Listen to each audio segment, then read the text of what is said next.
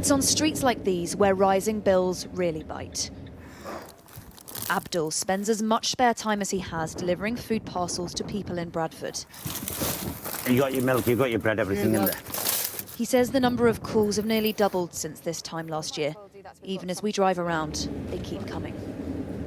I mean, I'm getting calls through 9 and 10 o'clock in the evening. People have just got nothing in their fridges. It's either buy some food or heat their house up. They have no choice. There we go, Ma. Take care, love. He knows a hike in energy bills will be crippling to people like Emma. But the price cap in place to protect people is set to rise by as much as 50%. Emma can't afford to heat the house often. When she does, it doesn't last long. It stays warm for about 10-15 minutes and then that's it. Even if we're under quilt and we have hot water bottle, it's still cold and we just sit there shaking and everything. Generally, these terraced houses were built during the Industrial Revolution. In this part of the world, poorly insulated homes are occupied by people on low wages. It is the perfect cocktail for fuel poverty. The government's planning to help with a loan scheme, up to £200 per household. But the underlying drivers, say experts, remain. They tend to have uninsulated walls, limited insulation in the roof, and then also no insulation in the floor. And those things mean that they're fairly leaky from an energy perspective.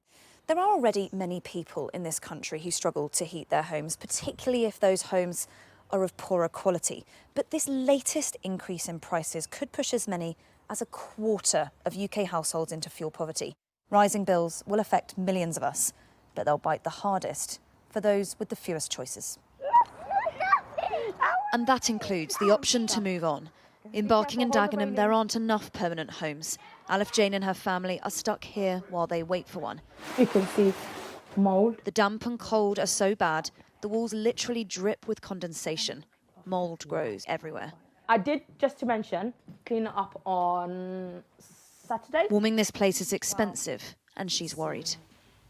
This whole month, I've struggled. I'd put in whatever I can afford, and that could be like £2 to £4, to highest would be £10 or £15. But then that would mean I'll have to take something off my budget. So one less thing for the kids. Millions of households could soon face energy bills of around £2,000 a year. Whether that much can be managed depends a lot on who you are and where you live. Helen Ann Smith, Sky News.